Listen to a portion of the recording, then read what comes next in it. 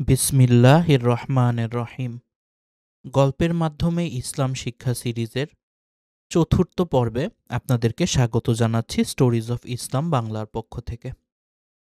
আজকের প্রথম কাহিনী কূটকৌশলের পরিণাম। একজনের অধিকারে অন্যজনের অন্যায় হস্তক্ষেপের ফলেই জগতে অশান্তির সৃষ্টি হয়ে থাকে। জগতের অধিকাংশ যুদ্ধ বিগ্রহ এ অন্যায় হস্তক্ষেপের কারণেই সংগঠিত হয়েছে, কিন্তু এ অশান্তি দীর্ঘদিন স্থায়িত্ব লাভ করতে পারে না। তবুও এ অশান্তির শিকার হয় অগণিত মানুষ। এ সম্পর্কে নিম্নের কাহিনীটি বর্ণিত হয়েছে। অনেক দিন আগের কথা। পাশাপাশি দুটি মুসলিম রাজ্য। রাজ্য দুটির মধ্যে সখ্যতা বিদ্যমান। এক রাজ্যের বড় শাহজাদার নাম হারুন, ছোট শাহজাদা ইমরান। সে বাদশার দ্বিতীয় স্ত্রীর সন্তান। বড় শাহজাদা হারুন বাদশার মতো সৎ এবং রাজ্যের দায়িত্বভার গ্রহণে উপযুক্ত। বাদশার ইচ্ছা, তিনি বড় শাহজাদার উপর রাজ্য পরিচালনার ভার অর্পণ করে বাকি জীবনটা আরামায়েশে কাটিয়ে দিবেন। কিন্তু তার সেই ইচ্ছার চরম অন্তরায় হয়ে দাঁড়ালেন তার বেগম। বেগমের ছেলে ইমরানও বেশ বড় হয়েছে। বেগমের ইচ্ছা, ইমরানই সিংহাসনের অধিকার লাভ করুক। কিন্তু বেগম জানেন, বাদশার কাছে তার ছেলেকে রাজ্যভার অর্পণের কথা জানালে তাতে বাদশার সম্মতি পাওয়া যাবে না। তাই এ ব্যাপারে তিনি কিছু কূটকৌশলের আশ্রয় নেয়ার প্রয়োজন অনুভব করলেন। বাদশা ন্যায়পরায়ণ শাসক। তার রাজ্যে কোথাও কোনো গোলমাল গোলযোগ নেই। রাজ্যের সর্বত্রই শান্তি বিরাজিত। এমন দিনে এক প্রজা বাদশার দরবারে এসে অভিযোগ দায়ের করল যে কে একজন তার কন্যাকে অপহরণ করেছে। সে এর উপযুক্ত বিচার চায়। বাদশাহ অভিযোগ শুনে একেবারে বিস্মিত হয়ে গেলেন। এত বড় অনাচার কার দ্বারা সাধিত হল? অতি সত্বর তদন্ত করে আসামিকে রাজদরবারে উপস্থিত করার জন্য বাদশাহ প্রধান সেনাপতিকে নির্দেশ দিলেন। তদন্তে পাওয়া গেল বাদশার দ্বিতীয় ছেলে ইমরানই এ অপকর্ম করেছে। বাদশার কর্ণগোচর হওয়ার পূর্বেই বিষয়টি বেগম জানলেন। তিনি ছেলেকে এ কাজের জন্য খুব তিরস্কার করলেন, কেননা বিষয়টি ফাঁস হয়ে গেলে তার উদ্দেশ্য সাধনে চরম বিঘ্ন সৃষ্টি হবে। তাই তিনি অন্দরমহলের ঝি দ্বারা প্রধান সেনাপতিকে গোপনে ডাকলেন। তিনি সেনাপতিকে প্রচুর উপঢৌকন দিয়ে বশীভূত করে ফেললেন। বিষয়টি যাতে কোনো ক্রমেই ফাঁস না হয় সেজন্য তাকে বিশেষভাবে অনুরোধ করলেন। এমনকি বাদশাও যাতে এটা জানতে না পারে তার ব্যবস্থাও করতে বললেন। উপঢৌকন গ্রহণ করে সেনাপতি বাদশাহকে জানালেন, তদন্তে কাউকে দোষী সাব্যস্ত করা গেল না। অভিযোগটি মিথ্যা প্রতিপন্ন হল। কাউকে আসামি হয়ে কাঠগড়ায় দাঁড়াতে হল না। শিকারে বের হওয়া রাজা বাদশাদের প্রিয় শখ ছিল তখনকার সময়ে। এতে নাকি তাদের মানসিক অশান্তি দূরীভূত হয়। বড় ছেলেকে কোনো অজ্ঞাত কারণে একটু বিমর্ষ বলে মনে হলো বাদশার, তাই তিনি তাকে শিকারে যেতে আদেশ করলেন। পার্শ্ববর্তী রাজ্যের রাজকন্যা জাহানারাও সঙ্গী সাথী সহ একই বনে শিকারে উপস্থিত। একটি পাখিকে উভয়ই তীর নিক্ষেপ করল। দুটি তীরই পাখির দেহে বিদ্ধ হয়ে পাখিটি মাটিতে পড়ে গেল। বাদশাহ বলল, আপনার তীরের আঘাতে পাখিটি ধরাশায়ী হয়েছে, অতএব পাখিটি আপনার। রাজকন্যাও অনুরূপ বলল। উভয়ের মধ্যে পরিচয় পরিচিতি হল। শাহজাদা মনে মনে তাকে বিয়ে করার সিদ্ধান্ত নিয়ে রাজবাড়িতে ফিরে এসে পিতাকে তার সিদ্ধান্তের কথা জানালেন। আগে থেকে পার্শ্ববর্তী ওই রাজ্যের সাথে সখ্যতা ছিল। বাদশাহ তাই সানন্দে শাহজাদার প্রস্তাবে রাজি হয়ে শীঘ্রই আনুষ্ঠানিকভাবে বিয়ের কাজ সম্পন্ন করে দিলেন। এখন বাদশার একটি কাজ বাকি, তা হল শাহজাদাকে রাজ্যভার অর্পণ করা। বাদশাহ এজন্য পূর্ব প্রস্তুতি নিতে থাকলেন। বেগম দেখলেন তার উদ্দেশ্য সফল করতে আর দেরি করা চলে না। তাই তিনি মনে মনে সিদ্ধান্ত নিলেন, শাহজাদাকে কিছু পান করিয়ে সাময়িক উন্মাদ করে দেবেন। এজন্য তিনি শরবত তৈরি করে ঝি দ্বারা বড় শাহজাদাকে ডাকলেন। শাহজাদা সৎ মাকে আপন মায়ের মতো শ্রদ্ধা করে। মায়ের ডাক পেয়ে ছেলে এলে মা বললেন, তোমার জন্য আমি এ শরবত তৈরি করে রেখেছি, পান করো বাবা। বেগমের বাহ্যিক আচরণে কোনো সন্দেহের কারণ ছিল না, কিন্তু তিনি অন্তরে শাহজাদার প্রতি চরম বৈরিতা পোষণ করেন। শাহজাদা কোনরূপ সন্দেহ সংশয়ে না পড়ে সরল মনে শরবত পান করল। সাথে সাথে তার পাগলামি শুরু হয়ে গেল। বেগম বাদশাহকে তার কক্ষে ডাকলেন। স্বচক্ষে তার এরূপ আচরণ লক্ষ্য করে তার প্রতি তার ধারণা পাল্টে গেল। তিনি ছেলেকে রাজবাড়ি হতে বের করে বনবাসে পাঠালেন। শাহজাদার স্ত্রীও স্বামীর সঙ্গে বনবাসে যেয়ে এক লোকের আশ্রয়ে উঠল। এরপর বেগম গোপনে প্রধান সেনাপতিকে ডাকলেন।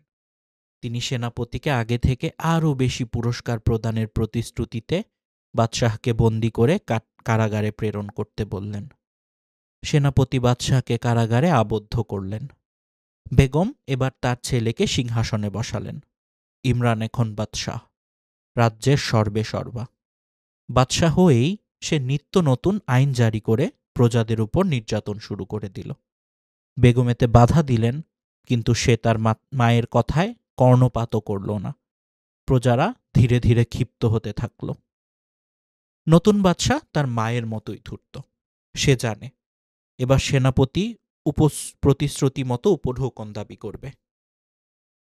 তাই সে সেনাপতিকে পুরস্কার প্রদানের জন্য ডেকে পাঠালো।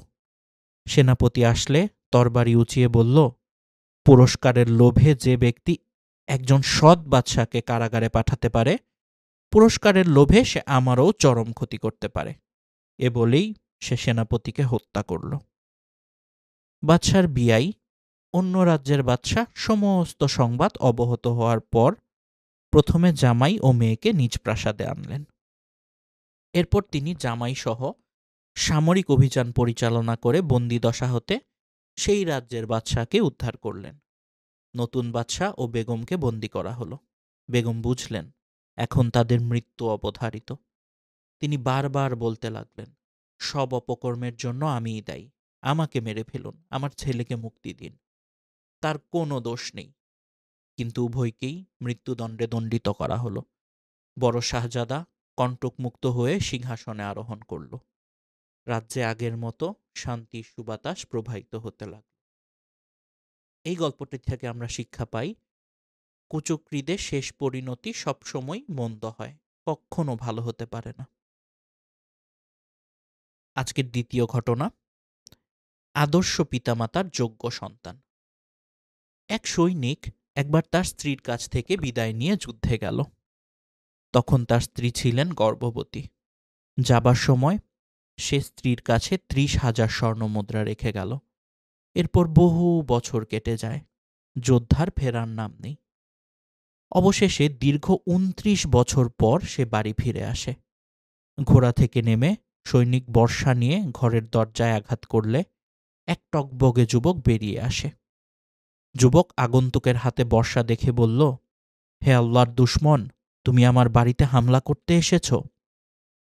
লোকটি এ কথা শুনে তাজ্জব বনে গেল। বলে কি এই যুবক? আমার বাড়ি এটা, অথচ সে কিনা আমাকেই ডাকাত বলে অভিহিত করছে। বীর সৈনিক গর্জে উঠে বলল, কে তুমি? তোমার সাহস তো কম নয়, আমার বাড়ির অন্দরে ঢুকে আমাকেই ডাকাত বলছ? এ কথা শুনে যুবকের চোখ ছানা বড়া হওয়ার অবস্থা। এই অচেনা অজানা বুড়ো দেখি উড়ে এসে জুড়ে বসার মতো কথা বলছে। এভাবে কথা কাটাকাটি এক পর্যায়ে একজন আরেকজনের উপর ঝাঁপিয়ে পড়ল। বেঁধে গেল তুমুল লড়াই। কেউ কাউকে ছাড়বার পাত্র নয়। তাদের লড়াই ও হুঙ্কারে পাড়ার সব লোক এসে জড়ো হলো এবং কোনো মতে তাদের থামাতে সক্ষম হলো। এবার সবাই যুবকের পক্ষ নিল। যুবক ক্ষিপ্ত হয়ে বলল, একে কাজীর দরবারে সোপর্দ না করে কিছুতেই ছাড়ছি না। লোকটিও হুঙ্কার ছেড়ে বলল, এই দুশ্চরিত্র ছেলেকে আমি বিচারালয়ে নিয়ে যাব, সেখানে যা হবার তাই হবে। প্রতিবেশীরা লোকটির দৃঢ়তা দেখে দ্বিধাদ্বন্দ্বে পড়ে গেল। তারা বলল, ভাই, আপনি বোধহয় বাড়ি চিনতে ভুল করেছেন। এই বাড়ি তো ওদেরই, ওরা বহুদিন ধরে এখানে আছে। লোকটি বলল, হতেই পারে না, আমি ঠিক চিনেছি, এ বাড়ি আমার, আমি তো অমুক গোত্রের সর্দার। তখন বাড়ি থেকে এক মহিলা বেরিয়ে এসে বলল, রাবিয়াহ, চুপ করো। উনি তোর বাবা, আমার স্বামী। মুহূর্তেই উত্তপ্ত পরিবেশ পাল্টে গেল। সন্তান পিতার বুকে ঝাঁপিয়ে পড়ল, বলল, আব্বা, আমাকে ক্ষমা করুন, আমি আপনাকে চিনতে পারিনি। লোকটিও ছেলেকে না চিনে নানা কথা বলায় লজ্জা পেয়ে গেল। ছেলে বলল, ঘরে চলো বাবা, কিছু মনে করো না। ঘরে ঢুকে লোকটি স্ত্রীকে বলল, আমার ছেলে এত বড় হয়েছে। স্ত্রী বলল, হবে না, সেই কবে আপনি যুদ্ধে গিয়েছেন, ফিরলেন এতদিন পরে। লোকটি বলল, আমার সেই 30,000 স্বর্ণমুদ্রা কোথায় রেখেছ? এবার লোকটি একটি থলে এগিয়ে দিয়ে বলল, এখানে আরও 40,000 স্বর্ণমুদ্রা আছে, একসাথে রাখো। স্ত্রী বলল, সেগুলো আমি পুঁতে রেখেছি, কিছুদিন পর বের করব। যুবক মসজিদে গেলে স্ত্রী স্বামীকে সালাত আদায় করতে মসজিদে পাঠিয়ে দিল। সালাত শেষে লোকটি দেখল মসজিদ চত্বরে বহু লোকের সমাগম, পাঠচক্র চলছে। কাছে গিয়ে তিনি দেখলেন এক অল্প বয়সী যুবক জড়সড় হয়ে অধোমুখে দার্স দিচ্ছে, আর বহু গণ্যমান্য আলেমোলামা একান্ত মনোযোগের সাথে তার দর্শ শুনছেন। লোকটি আশ্চর্য হয়ে একজনকে জিজ্ঞেস করল, কে এই সৌভাগ্যবান ব্যক্তি? লোকটি বলল, তিনি হলেন মদিনা নগরীর সবচেয়ে বড় ফকিহ ইমাম রাবিয়াতুর রায়।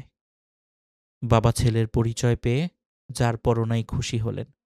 হৃদয়ের দুকুল ছাপিয়ে আনন্দের বন্যা বয়ে গেল। তিনি প্রাণ ভরে ছেলের জন্য দোয়া করলেন ও আল্লাহর শুকরিয়া আদায় করলেন। বাড়ি ফিরে স্ত্রীকে বললেন, আজ আমি তোমার ছেলেকে এমন অবস্থায় দেখেছি যে অবস্থায় কেউ তার ছেলেকে দেখেনি। সত্যি আমি সৌভাগ্যবান। স্ত্রী তখন হেসে বলল, আপনি এই 30,000 মুদ্রা চান না এই ছেলেকে চান? আপনার রেখে যাওয়া 30,000 স্বর্ণমুদ্রা দিয়ে আমি এই সোনার ছেলে গড়েছি। আপনি খুশি হয়েছেন? তিনি বললেন, আজ আমার খুশির সীমা নেই। তোমার মতো মহিয়সী মা যার আছে তার এমনটি হওয়াই স্বাভাবিক। আমার কষ্টে অর্জিত অর্থ তুমি হকের পথেই ব্যয় করেছ। আল্লাহ তোমাকে এর উত্তম বিনিময় দান করুন। শিক্ষা: আদর্শ জাতি গঠনের জন্য প্রয়োজন আদর্শ মা। আজকের তৃতীয় গল্প, হাতেম তাইয়ের মহত্ব। হাতেম তাই দানশীলতার জন্য সুপরিচিত ছিলেন।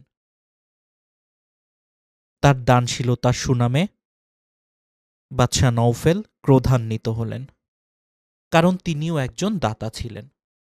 কিন্তু হাতেমের দানের সুখ্যাতি লোকের মুখে মুখে। বাদশার দান হাতেমের দানের কাছে ম্লান ও নিষ্প্রভ, যেন চাঁদের আলোর কাছে তারার আলো।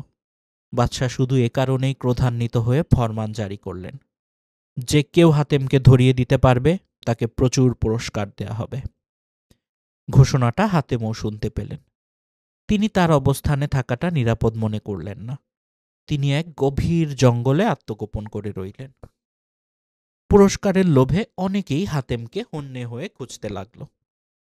এক কাঠুরে তার স্ত্রী হাতেমের লুকিয়ে থাকা জঙ্গলে কাঠ কাটতে লাগল। স্ত্রী বাদশার ঘোষণার কথা স্বামীকে শুনিয়ে বলল, আমরা যদি হাতেমকে পেতাম তাহলে তাকে বাদশার নিকট হাজির করলে আমাদেরকে আর কাঠ কেটে খেতে হতো না।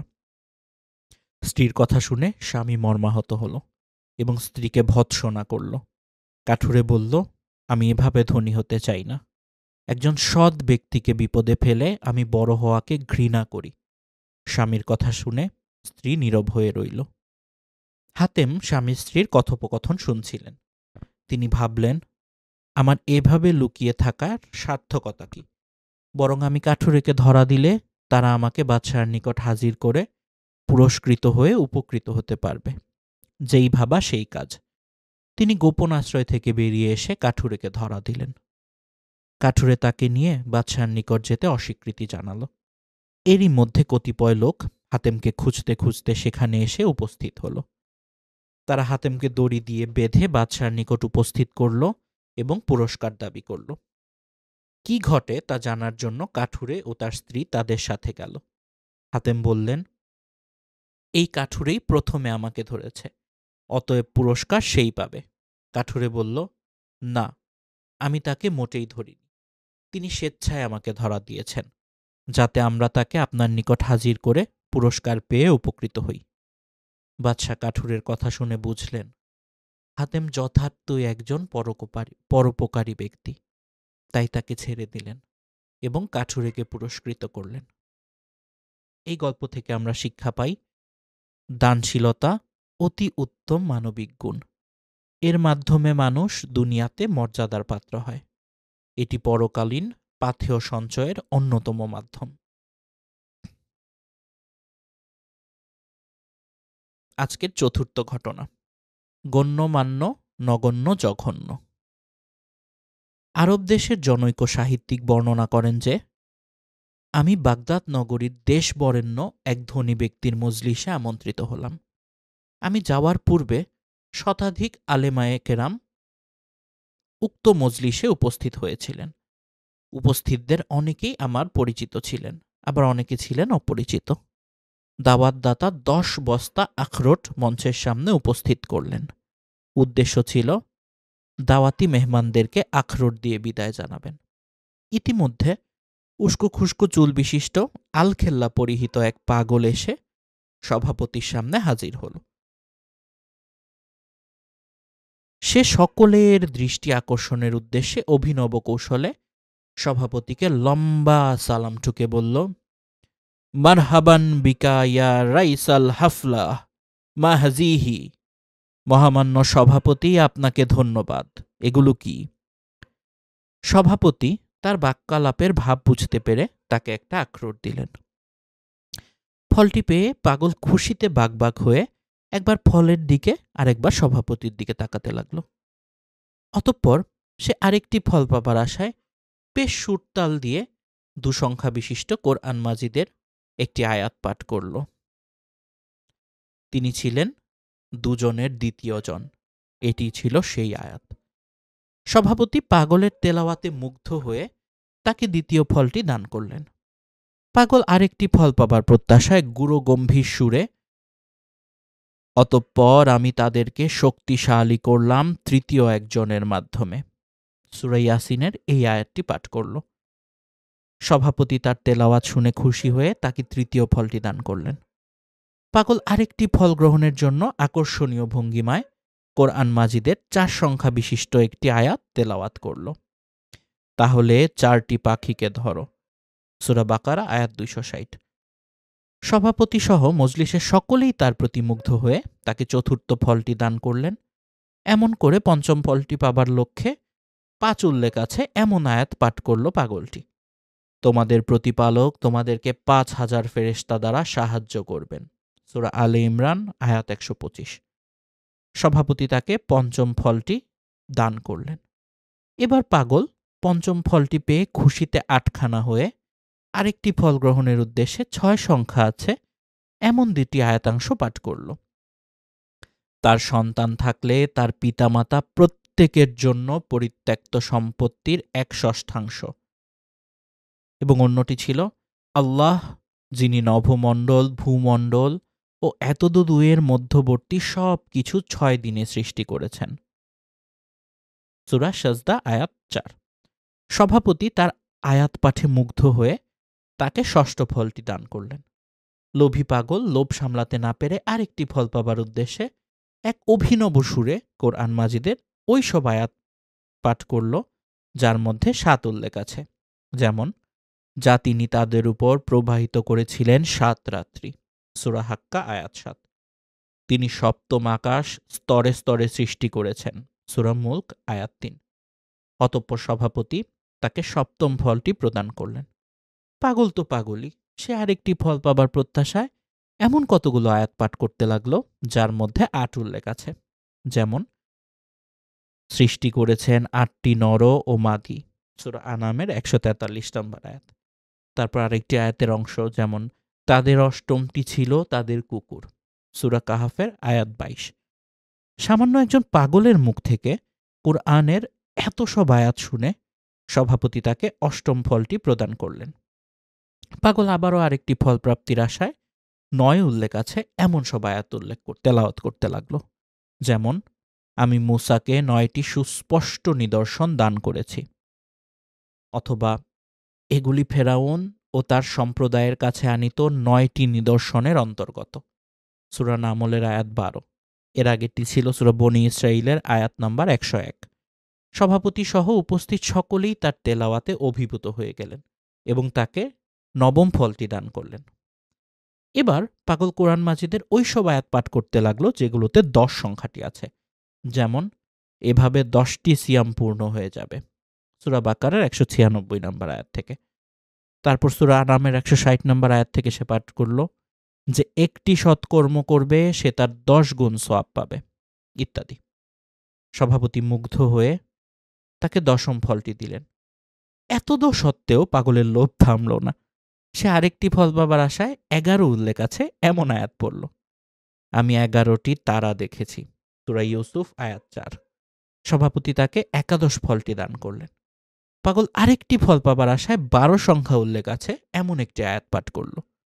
যেমন, আমি তাদের মধ্য থেকে ১২ জন সর্দার নিযুক্ত করেছিলাম, সূরা মায়েদা আয়াত ১২। সভাপতি পাগলকে দ্বাদশ ফলটি প্রদান করলেন। এরপর পাগল চিন্তা করল, এভাবে ১, ২, ৩ করে হবে না, বরং আরও বেশি করে নিতে হবে। এরপর সে আরও বেশি ফল প্রাপ্তির আশায় এমন এক আয়াত পাঠ করল যার মধ্যে ২০-এর উল্লেখ আছে। যেমন, তোমাদের মধ্যে যদি ২০ জন ধৈর্যশীল ব্যক্তি থাকে, সূরা আনফালের আয়াত ৬৫। সভাপতি তাকে ২০টি ফল দান করলেন। পাগল আবারও অধিক ফল গ্রহণের জন্য সভার সমস্ত লোককে বিমোহিত করে এমন একটি আয়াত পাঠ করল যেখানে ৫০ সংখ্যার উল্লেখ আছে। যেমন, তবে ৫০ বছর ছাড়া। সভাপতি আয়াত শুনে ৫০টি ফল প্রদান করলেন। পাগল এর চেয়ে বেশি নেওয়ার জন্য আরও কিছু আয়াত পাঠ করল যাতে ১০০ সংখ্যার উল্লেখ আছে। যেমন, অতঃপর আল্লাহ তাকে ১০০ বছর মৃত অবস্থায় রাখলেন, সূরা বাকারার ২৫৯ নম্বর আয়াত। তারপর সে সূরা আনফালের ৬৬ নম্বর আয়াতটি তেলাওয়াত করল। সভাপতি পাগলের মতলব বুঝে ১০০টি ফল দান করলেন। পাগল এবার ২০০ সংখ্যা বিশিষ্ট কোরআনের আয়াত পাঠ করল। দুঃখিত, এর আগে বলেছি সূরা আনফালের ৬৬ নম্বর আয়াত। আদতে ২০০ সংখ্যা বিশিষ্ট আয়াতটি ছিল আনফালের ৬৬ নম্বর আয়াত, যেটি হচ্ছে, তবে তারা জয়ী হবে ২০০ ব্যক্তির উপর। সভাপতি আয়াতে ২০০ শুনে ২০০ ফল প্রদান করলেন। পাগল আবারও অধিক পরিমাণে ফল লাভ করার জন্য ৫০,০০০ সংখ্যার আয়াত পাঠ করলে বিমোহিত করে ফেলল সবাইকে। যেমন, যার পরিণাম ৫০,০০০ বছর, সূরা মাআরিজ আয়াত ৪। সভাপতি তাকে সব শেষে আখরোটের ১০ বস্তা ফল দিয়ে বললেন, নাও পেটুক, তুমি একাই সব খাও। পাগল জবাবে বলল, মাননীয় সভাপতি, আপনি আমাকে বদদোয়া দিচ্ছেন কেন? আমি তো কোরআনের আয়াত পাঠ করেই আপনাদের উপকার করেছিলাম। আপনি যদি বিরক্ত না হতেন তাহলে আপনার নিকট থেকে এভাবে পবিত্র কোরআনের আয়াত অংশ পাঠ করে লক্ষাধিক ফল গ্রহণ করতাম। অতঃপর পাগল সভাপতিকে লক্ষ্য করে বলল, মহামান্য সভাপতি, আমি সম্বলহীন একজন পবিত্র কোরআনের হাফেজ ও নিঃস্ব গরিব। এইভাবে পাগলের বেশে আমি নিজের জীবিকা অন্বেষণ করে থাকি। এই ভরা মজলিসে আপনারা সকলেই গণ্যমান্য ব্যক্তিবর্গ, আর আমি নগণ্য জঘন্য। আমার পরিচয় আপনারা কেউ নিলেন না। এই বলে সে মজলিস ত্যাগ করে বিদায় নিল। শিক্ষা: প্রতিভা আল্লাহর দান। বাহ্যিক বেশভূষায় অনেক সময় জ্ঞানী ব্যক্তিকে চেনা যায় না। আজকের পরবর্তী ঘটনা: সৎসঙ্গে স্বর্গবাস, অসৎসঙ্গে সর্বনাশ। এক গ্রামে তাইয়েব ও তাহের নামে ২ বন্ধু ছিল। তাদের মধ্যে ছিল দারুণ বন্ধুত্ব, যাকে একদম বলে গলায় গলায় ভাব। এদের মধ্যে তাইয়েব এলাকায় ভালো ছেলে হিসেবে পরিচিত ছিল। লেখাপড়া, চালচলন, আচার-আচরণ সব দিক দিয়ে সে আর ৫টা ছেলের চেয়ে ছিল সম্পূর্ণ আলাদা। অন্যদিকে তাহের ছিল দুষ্ট প্রকৃতির। দুষ্টুমিতে তার জুড়ি মেলা ভার। গ্রামে কারো গাছের পেয়ারা, কারো পেঁপে, কারো তাল, কারো নারিকেল, ইত্যাদি চুরি করে খাওয়াই ছিল তার নিত্যদিনের অভ্যেস। কাউকে গালি দেওয়া, অযথা কাউকে চড়-থাপ্পড় মারা, এগুলো তার মজ্জাগত অভ্যাস ছিল। গ্রামের প্রভাবশালী মোড়লের ছেলে ছিল সে, এজন্য তার গায়ে কেউ হাত তোলার সাহস পেত না। কিন্তু গ্রামবাসী তাকে কখনো ভালো চোখে দেখত না। কোনো লোক তার ছেলে, ভাই বা ভাতিজাকে তাহেরের সাথে মিশতে দিত না। একদিন স্কুলে যাওয়ার পথে তাইয়েব দুর্ঘটনায় পতিত হয়। তাইয়েবের এ বিপদে মুহূর্তে তাহের এগিয়ে আসে, তাকে হাসপাতালে নিয়ে যায়, তাদের বাড়িতে খবর দেয়। এজন্য কৃতজ্ঞতা জানাতে তাইয়েব তাহেরের বাড়িতে যায়। এ থেকে দুজন দুজনের বাড়িতে যাওয়া আসা শুরু করে। ফলে তাদের মাঝে সখ্যতা গড়ে ওঠে এবং আরও হৃদ্যতা বাড়তে থাকে। কালক্রমে তাহেরের দুষ্ট চরিত্র এবং অসৎ এবং খারাপ গুণাবলী তাইয়েবের মাঝে সঞ্চারিত হয়। সেও লিপ্ত হয় নানান গর্হিত কাজে।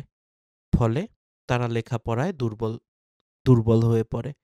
তাইয়েবও তাহেরের সাথে থাকতে থাকতে তার লেখাপড়ায় দুর্বলতা চলে আসে। বন্ধুরা তার সাথে মেশা ছেড়ে দেয়, এমনকি তার ধারে কাছেও ঘেঁষত না অনেক পুরনো বন্ধুরা। শিক্ষকরাও তাকে আর ভালো চোখে দেখেন না।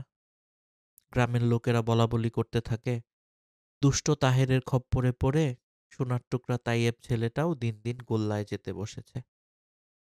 একদিনের কথা, সেদিন তাইয়েবের কানে কথাটা চলে আসে। তখন সে ভাবতে থাকে তার এই অধঃপতনের মূল কারণটা আসলে কি। সে চিন্তা করতে থাকে, একসময় আমি ক্লাসে ফার্স্ট হতাম, এখন আমার রোল নাম্বার 10-এর নিচে।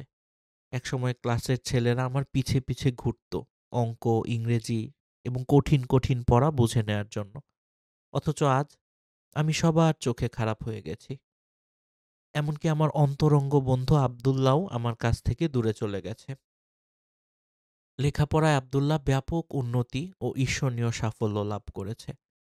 চরিত্র মাধুর্যেও সে সকলের প্রশংসা কুড়িয়েছে। আজ সে গ্রামের ভালো ছেলে বলে পরিচিত। এর মূল কারণ খুঁজতে গিয়ে সে রহস্য উদ্ঘাটন করে। স্কুলের ধর্মীয় শিক্ষক, বিশিষ্ট আলেম দিন মাওলানা আব্দুর রহমান স্যারের সাথে আব্দুল্লাহর সম্পর্ক। তার কথা মতো সে চলে, 5 ওয়াক্ত নামাজ আদায় করে, নিয়মিত পড়াশোনা করে, খারাপ ছেলেদের সাথে মেলামেশা করে না, পড়ালেখার ফাঁকে সব সময় অবসর সময়ে ধর্মীয় বই পুস্তক পড়ে এবং কোরআন হাদিস অধ্যয়ন করে। এগুলো করেই আব্দুল্লাহ সময় কাটে। তাই তার এত সুনাম, লোকের মুখে তার এত প্রশংসা। তাইয়েব মনে মনে প্রতিজ্ঞা করে তাকেও আব্দুল্লাহর মতো হতে হবে। তারপর তাইয়েব তার প্রতিজ্ঞা অনুযায়ী মাওলানা আব্দুর রহমান সাহেবের নিকটে গিয়ে বলে, স্যার, আমি খারাপ হয়ে গেছি, শেষ হয়ে গেছে আমার কেরিয়ার। এ থেকে উত্তরণের উপায় কি? কিভাবে আমি আবার ভালো হতে পারি? মাওলানা আব্দুর রাজ্জাক বললেন, তুমি আগে এরূপ ছিলে না, স্বপ্ন সঙ্গদোষে তোমার এই অবস্থা। তোমাকে আমি একটি হাদিস শোনাব। আবু মুসা রাদিয়াল্লাহু হতে বর্ণিত, তিনি বলেন, রাসূলুল্লাহ সাল্লাল্লাহু আলাইহি ওয়াসাল্লাম বলেছেন, সৎসঙ্গী এবং অসৎ সঙ্গীর দৃষ্টান্ত হচ্ছে মেশকে আম্বরওয়ালা ও হাপরওয়ালার ন্যায়। মেশকে আম্বরওয়ালা তোমাকে কিছু দান করবে, কিংবা তুমি তার কাছ থেকে কিছু সুগন্ধি ক্রয় করবে, অথবা তার নিকট থেকে তুমি সুগন্ধি লাভ করবে। আর হাপরওয়ালা তোমার জামা কাপড় জ্বালিয়ে দিবে, কিংবা তার নিকট থেকে তুমি দুর্গন্ধি পাবে। এ হাদিস থেকে আমাদের জন্য শিক্ষা হলো, চরিত্রবান, সৎ ও ভদ্র দেখে বন্ধু নির্বাচন করতে হবে। পাশাপাশি তোমাকে নিয়মিত সালাত আদায় করতে হবে, অবসরে কোরআন হাদিস অধ্যয়ন করতে হবে এবং প্রতিদিন নিয়মিত 5-6 ঘন্টা লেখাপড়া করতে হবে। খারাপ বন্ধুদের সঙ্গ পরিত্যাগ করতে হবে তোমাকে। আড্ডা দেওয়া বন্ধ করতে হবে। এসব যদি মেনে চলতে পারো, তাহলে অল্প সময়ের মধ্যে তুমি সকলের প্রিয় পাত্রে পরিণত হবে, আবার ঠিক আগে যেমন ছিলে। অতঃপর তায়েব তার শিক্ষকের পরামর্শ মতো চলতে শুরু করল। অল্প দিনের মধ্যেই পড়ালেখায় তার ব্যাপক উন্নতি হলো। বিনা প্রয়োজনে সে বাড়ির বাইরে যায় না, খারাপ ছেলেদের সাথে মিশে না, অবসরে সাহিত্য চর্চা করে, ধর্মীয় বই পড়ে। এভাবে চলতে চলতে অল্প দিনের মধ্যেই তাইয়েব সবার মন জয় করতে সক্ষম হয়। সবাই তাকে দেখলে পূর্বের মতো আদর করে। বাবা মা তাকে নিয়ে গর্ব করেন। সামনে তার ইন্টারমিডিয়েট পরীক্ষা। শিক্ষক অভিভাবক সবার প্রত্যাশা তাইয়েব এবার আরো ভালো ফলাফল করবে। এই গল্পটা থেকে আমরা কি শিক্ষা পাই? এই গল্পের শিক্ষা হচ্ছে সৎ ও উত্তম চরিত্রের অধিকারীদের সাথে আমাদের বন্ধুত্ব করতে হবে। অসৎ সঙ্গ সর্বদা পরিত্যাগ করতে হবে এবং পরিহার করতে হবে। ছেলেমেয়ের বন্ধু-বান্ধব সম্পর্কে অভিভাবকদেরও সতর্ক থাকতে হবে। কোনোভাবেই যাতে চরিত্রহীনদের সাথে তাদের বন্ধুত্ব না হয়, সে বিষয়ে মা-বাবার তীক্ষ্ণ দৃষ্টি রাখতে হবে। আজকের পরবর্তী ঘটনা, ষড়যন্ত্রের পরিণতি। যে সময়ে সারা দুনিয়া অগণিত ছোট বড় রাজ্যে বিভক্ত ছিল এবং রাজা বাদশার দ্বারা দেশ শাসিত হতো, সে সময়ের একটি কাহিনী। এক রাজা একদিন অত্যন্ত চিন্তিত মনে রাজদরবারে বসে আছে। এমন সময় উজির তার মুখের দিকে তাকিয়ে জিজ্ঞেস করল, তাকিয়ে বুঝতে পারল যে রাজা চিন্তায় বিভোর হয়ে আছেন। তিনি জিজ্ঞেস করলেন, আপনি মনে হয় কোনো বিষয়ে চিন্তা করছেন জাহাপনা। রাজা বললেন, আপনার অনুমান সঠিক। আমার বিবাহিত জীবনে 12 বছর কেটে গেল, অথচ আমার কোনো সন্তান নেই। এত বড় একটি রাজ্য, এর কোনো উত্তরাধিকার নেই। আমার অনুপস্থিতিতে রাজ্যটির অবস্থা কি হবে, এ চিন্তায় আমি মুষড়ে পড়েছি। আমার স্ত্রী সম্ভবত আর সন্তান জন্ম দিতে পারবে না। আমি আমার স্ত্রীকে অত্যন্ত ভালোবাসি, তাই আমি দ্বিতীয় বিয়ে করতেও অনিচ্ছুক। এ কথা শুনে উজির বললেন, আপনার এত বড় রাজ্য একজন উত্তরাধিকারের অভাবে ছিন্ন ভিন্ন হয়ে যাবে। এটা তো হতে দেয়া যায় না জাহাপনা। তাই আমি আপনাকে দ্বিতীয় বিয়ে করতে অনুরোধ করছি এবং এটা রাজ্যের জন্য মঙ্গলজনকও বটে। অনুমতি পেলে আমি আপনার জন্য অতি সত্বর একজন উপযুক্ত পাত্রী নির্বাচন করতে পারি। রাজা বললেন, পাত্রী আমার নির্বাচন করাই আছে, তবে আমি দ্বিতীয় বিয়ে করতে দ্বিধাদ্বন্দ্বে ভুগছি। কেননা এতে আমার প্রথম স্ত্রীর প্রতি ভালোবাসা কমে যেতে পারে। এ ব্যাপারে সম্ভবত স্ত্রীর সম্মতিও পাব না, কেননা নারীরা সতীন চায় না।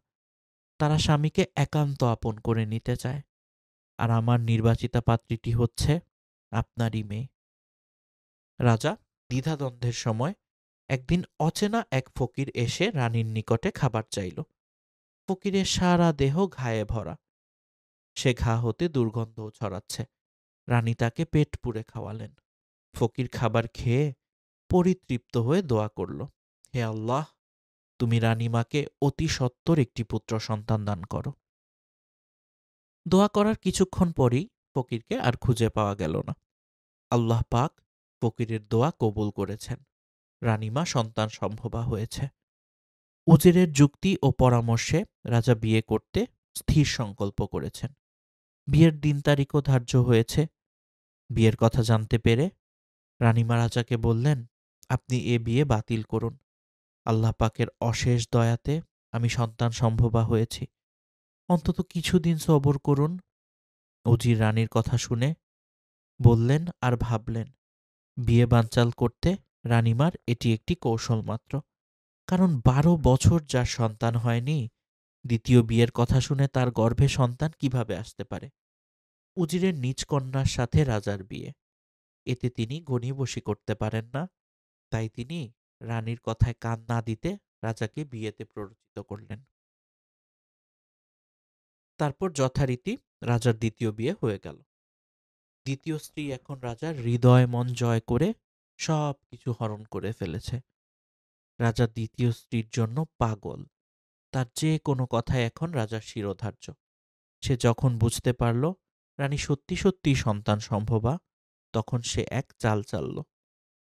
সে সঠিকভাবে বুঝেছিল যে রানীর সন্তান হলে রাজার সকল ভালোবাসা তার প্রতি নিবেদিত হবে। তাই রানী সম্বন্ধে রাজার নিকট দ্বিতীয় রানী অপবাদ দিল।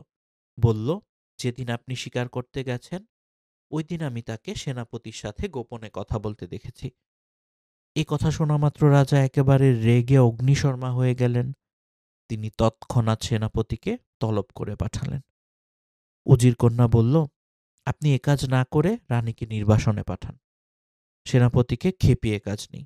রাজা বুঝলেন উজির কন্যার কথা উজিরের মতোই, তাই তিনি তার পরামর্শে একই কাজ করলেন। রাজা এক রক্ষীকে দিয়ে রানীকে নির্বাসনে পাঠিয়ে দিলেন। দুই রাজ্যের সীমানা দিয়ে এক নদী প্রবাহিত। রক্ষী তাকে নদীর তীরের এক বনভূমিতে রেখে ফিরছে। রানী রাজাকে তার গর্ভবতী হওয়ার সংবাদ দিতে রক্ষীকে অনুরোধ জানান। রক্ষী রানীকে বনবাস দেওয়ায় রানীর নিকট ক্ষমা চাইল। সে কাঁদো কাঁদো সরে বলল, আমার অনিচ্ছা সত্ত্বেও এ কাজ করতে হয়েছে। আমরা হুকুমের দাস। হুকুম অমান্য করলে আমাদের গর্দান যাবে। রক্ষী রাজাকে সংবাদ দেবার অঙ্গীকার করল।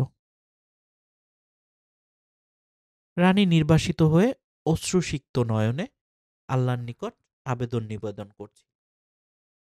এমন সময় নদীপথে এক সওদাগর যাচ্ছিলেন।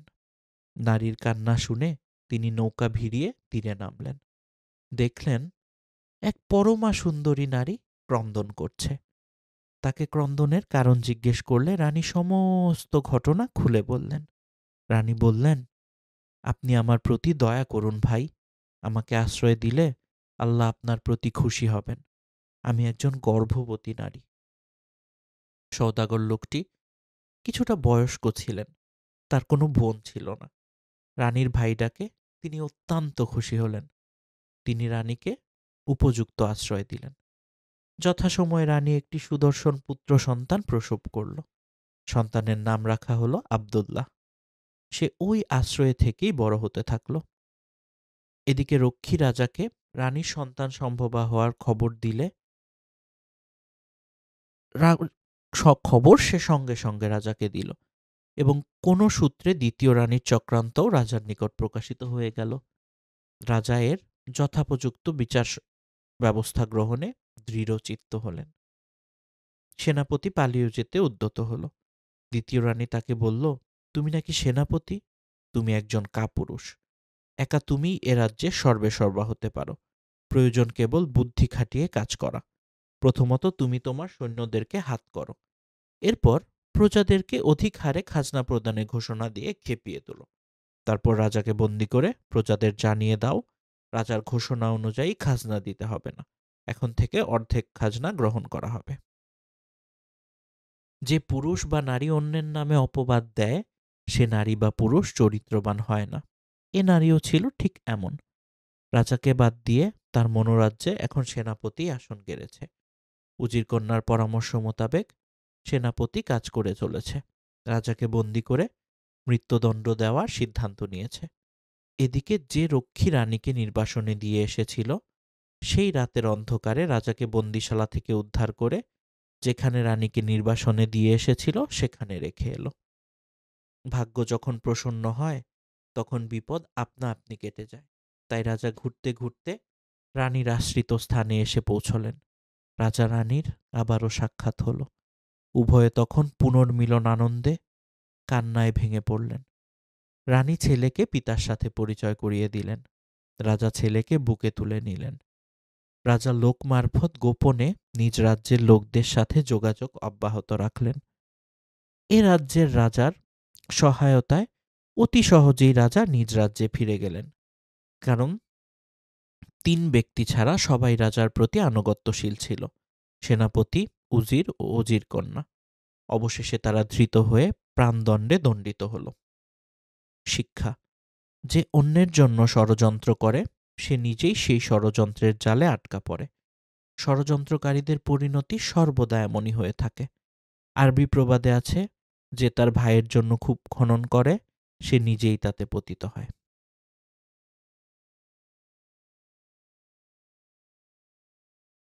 আজকের পরবর্তী গল্প বক ও কাকড়া। একটি বক কোনো একটি জলাশয়ের ধারে বাস করত আর জলাশয়ের মাছ খেয়ে দিন কাটাত। বৃদ্ধ বয়সে যখন তার মাছ শিকারের শক্তি থাকল না, তখন মনে মনে সে ভাবল এবার কৌশলে মাছ শিকার করতে হবে। একদিন খুব বুক ভরা দরদ নিয়ে জলাশয়ের ধারে গিয়ে বসল সে। তার মুখ দেখে এক কাকড়ার দয়ার উদ্রেক হলো। সে জিজ্ঞেস করল, কি ভাই, তোমাকে বিষণ্ণ কেন দেখাচ্ছে? বক দীর্ঘশ্বাস ছেড়ে বলল, কি বলবো ভাই, আজ দুজন শিকারীকে আলাপ আলোচনা করতে দেখলাম। তাদের একজন বলল, জলাশয়টিতে অনেক মাছ আছে, চলো আমরা জাল দিয়ে মাছগুলো ধরে নিয়ে যাই। অন্যজন বলল, না, ধীরে নিলেই হবে, তার আগে চারদিকে জাল দিয়ে ঘিরে ফেলতে হবে, পরে সুযোগ মতো ধীরে ধীরে ধীরে সুস্থে নিয়ে গেলেই হবে। এসব কথা শুনে আমি খুব ব্যথিত হয়েছি। যদি সব মাছ ধরে নিয়ে যায় তাহলে আমার কি উপায় হবে? এদের উপরই আমার জীবন জীবিকা নির্ভরশীল। এতদিন এখানে থাকতাম, এখন বাকি জীবনে বুড়া বয়সে আমি কোথায় যাব? কাকড়া এ কথা শুনে সব মাছকে খবর দিল। ওরা শুনে হায় হায় করতে শুরু করলো এবং বকের নিকট এসে এ বিপদ থেকে রক্ষা পাওয়ার উপায় জানতে চাইল। বক বিক্কের মতো মাথা নেড়ে বলল, কাছেই খুব বড় একটা নদী আছে। আমি তোমাদেরকে এতটুকু সাহায্য করতে পারি যে প্রতিদিন কিছু কিছু মাছকে সেখানে পৌঁছে দেব। মাছেরা পরামর্শ শুনে খুব খুশি হলো। অমনি করে বক কৌশলে মাছ ধরে খেতে আরম্ভ করলো। এভাবে কিছুদিন পর কাকড়া একদিন নদী দেখার স্বাদ জাগলো। বকের পিঠে চড়ে সে নদীর উদ্দেশ্যে যাত্রা করল। দূর থেকে মাছের হাড়ের স্তূপ দেখেই সে বকের কৌশল বুঝতে পারল। তখন তার মনে পড়ল, জ্ঞানীরা বলেছেন, শত্রু যখন তোমার অধীনে থাকে তখনই তাকে শেষ করে দাও।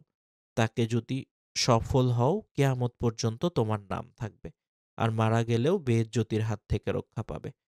কাকড়া বুদ্ধি করে বকের গলা চেপে ধরল। বৃদ্ধ বক কিছুক্ষণ ছটফট করে মারা গেল। শিক্ষা: যে অন্যের জন্য কূপ খনন করে সেই তাতে পতিত হয়।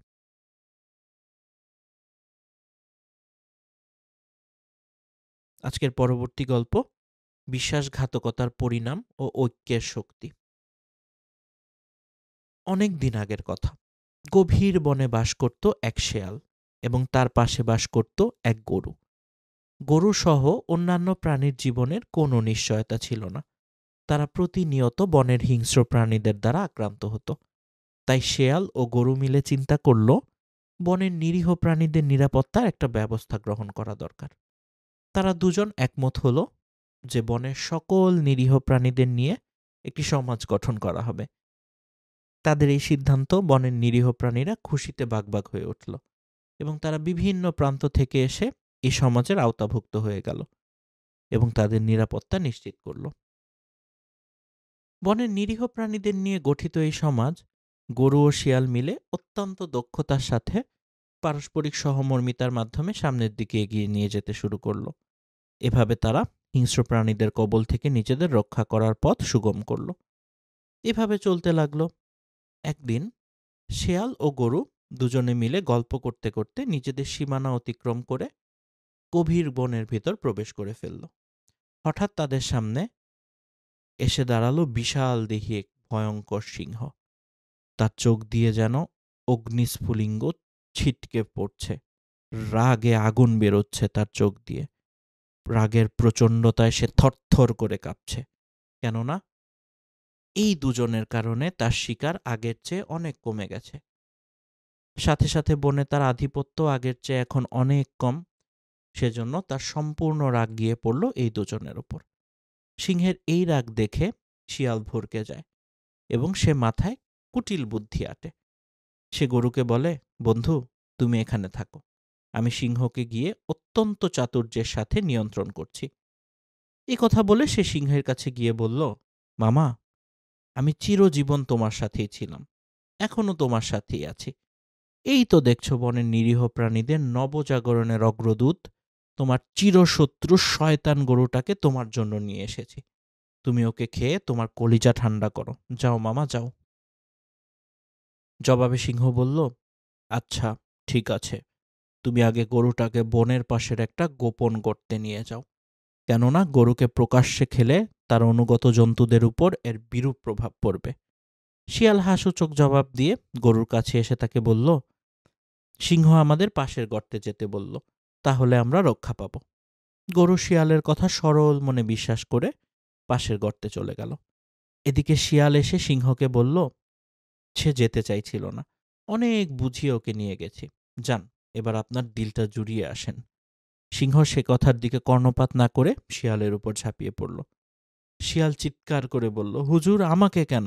আপনার জন্য তো গরুকে গর্তে রেখে এসেছি, দয়া করে আমাকে খাবেন না। জবাবে সিংহ বলল, ওরে দুষ্ট শিয়াল, তুই যদি তোর চিরদিনের অন্তরঙ্গ বন্ধু এবং বিপদ আপদ ও তোদের সমাজ গঠনের অন্যতম সাথী গরুর সাথে শুধুমাত্র তোর নিজ স্বার্থের জন্য বিশ্বাসঘাতকতা করতে পারিস, তাহলে তুই যে পরে আমার সাথে বিশ্বাসঘাতকতা করবি না এর নিশ্চয়তা কি? ওরে মুনাফিক, এজন্য আগে তোকেই খাবো, আর গরু তো গর্তে ধরাই আছে, ওকে পরে খেয়ে নেব। এই বলে সে শিয়ালের ঘাড় মটকাল।